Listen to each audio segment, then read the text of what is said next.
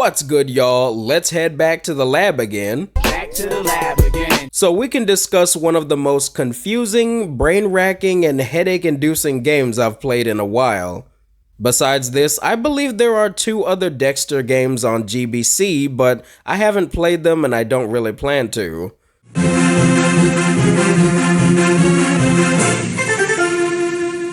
Dexter's Laboratory Deesaster Strikes came out a year before Mandark's Lab on September 26, 2001, and seems to have garnered a 5 to 6 out of 10 in average review scores, meaning that the game is somewhat decent, right?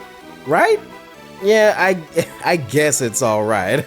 As I said, this one is totally different from the rest, as it is a puzzle/adventure platforming game with similar elements to Ape Escape, where you basically have to pick up and capture dozens of tiny clones of Dee Dee after she tampers with one of Dexter's cloning experiments. Hence the name Deesaster Strikes. Haha, so clever. The gameplay will entail you running around Dexter's seemingly endless laboratory, picking up and using tools and inventions, fighting off robots, and I do mean literally punching robots in the face, which I didn't expect to see. As well as pressing switches to unlock new areas, avoiding obstacles, repairing broken machines, and solving puzzle segments.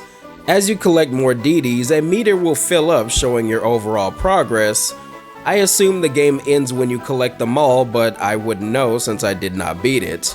Not only did I not beat the game, but I don't even think I got half of the Dee Dees. The game is not super difficult for the most part, but there definitely is some jank in certain areas, particularly the platforming not being as responsive as I'd like.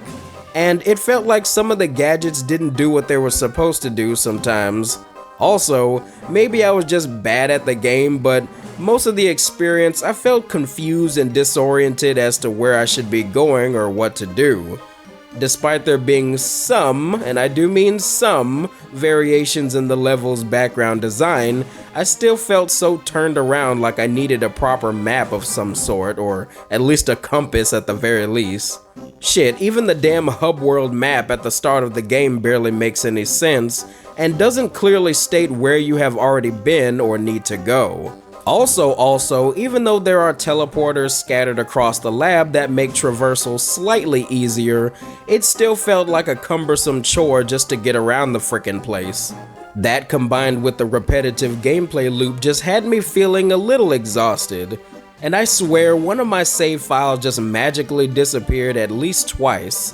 I'm not sure what the hell that was all about, but it could be a glitch brought upon by my GBA emulator. Who really knows? As you can imagine, that didn't inspire me to want to keep playing, so I just put it down one day and never went back to it. If I can say something positive about Deesaster Strikes is that the music and graphics are decent.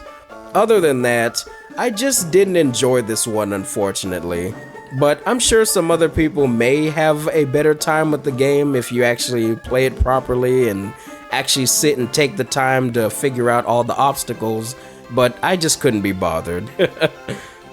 So, that makes another GBA Cartoon Network game under the belt. Now, if you want an actually good Dexter's Lab gaming experience, just play Mandark's Lab instead.